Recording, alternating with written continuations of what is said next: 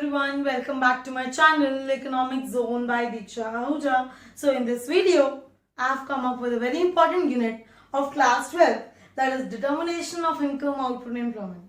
Right? This determination means that we need to find out at which level the economy will be in equilibrium.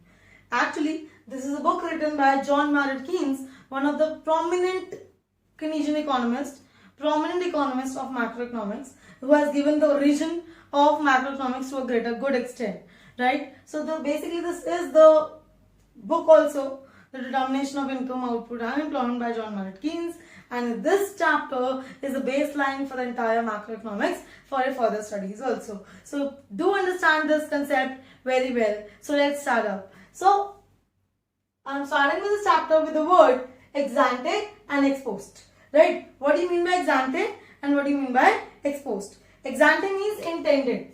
When I'm saying I'm planning to do that action, plan savings, plan investment, which I'm thinking that I will do in this given year. I'm planning to do, I'm intended to do that. Right? On the other hand, ex post means real. Ex post means realized, you can say, or actual. Right? So the actual savings which we did in the given year, the actual investment which we actually did in the given year is known as ex post savings, ex post expenditure, ex post investment. So basically, let me tell you the distinction. The ex post values we did in national income, because in that we were having the expenditure values and we used to solve for the numericals. But here we need to understand what will be the ideal picture of the economy. What should be done, right? What is planned? Kya hona chahiye? Right? So this entire unit will talk about the planning things, that this much the economy is planning to do. Okay? So that the economy will be in equilibrium when the ex ante things will be equal to ex post things. Right? So plan cheezein hai, when it will become equal to the actual things, then the economy will be in equilibrium. You must have started in your microeconomics, a consumer reaches equilibrium, a producer reaches equilibrium. Here in this chapter, in the end, we will understand where the economy reaches equilibrium, where aggregate demand is equals to aggregate supply.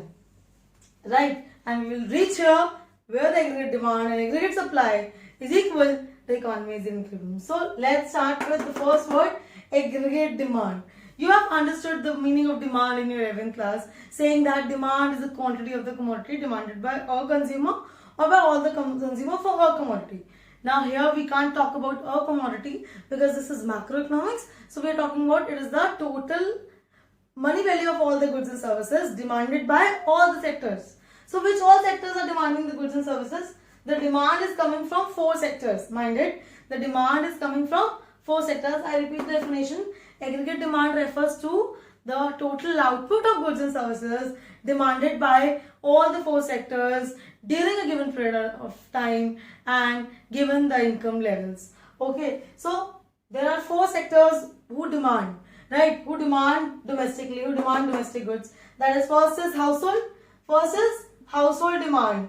And what they do, private finance. Remember the expenditure method of national income, right? Calculating national income, so it is like same only. So private final consumption expenditure, which when household purchases all the commodities for their consumption purpose only. So household is my first component, first person. Second, investment is done by firms. So firms is my second sector.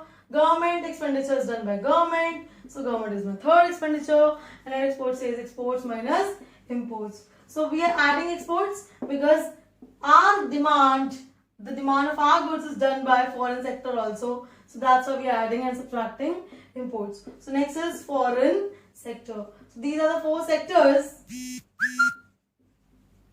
These are the 4 sectors of the economy which are demanding India's goods, which are demanding domestic goods. But let me tell you, I have just told you that private final consumption expenditure done by households, and consumption is a function of income. When income, disposable income.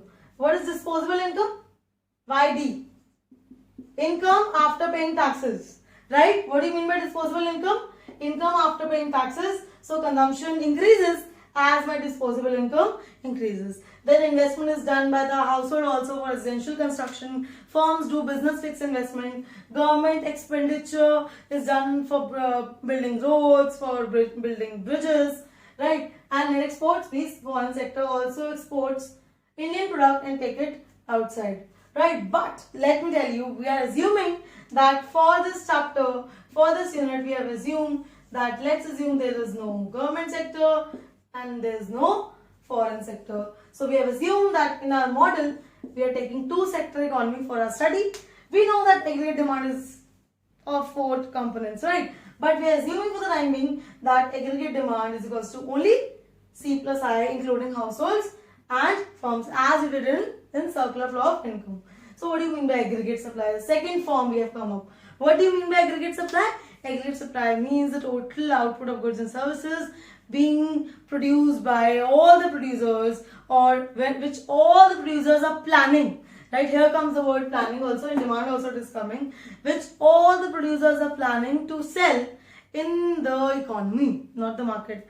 If the aggregate supply means that it is the total output of the economy's goods and services which all the producers in the economy are planning to sell in the economy. Right, this is aggregate supply, and one formula you should remember here, that aggregate supply is equals to national income. This is the symbol of national income and this is aggregate supply. Now the question arises, ma'am, why national income is equals to aggregate supply? Because the total output of the economy is divided among the income holders, right? It's divided among the rent, profit, interest, or you can say dividends, right? So these are so many income holders, factors owners who take the part of the total output, right, and form the national income. Basically the answer which comes from production method and income method, national income का जो answer आता है from income method and production method दोनों same आता है. Similarly we are saying that aggregate supply, जितना output economy produce हो रहा है उसकी money value, let's say the money value is 1 lakh, this 1 lakh will be distributed among the owners of factors of production of the economy only, right? So the answer which will come from income method will be same as a production method. So do remember that aggregate supply is equals to national income. So the next video I will come up with propensity to consume and save. We will understand now what's the procedure. Just understand this.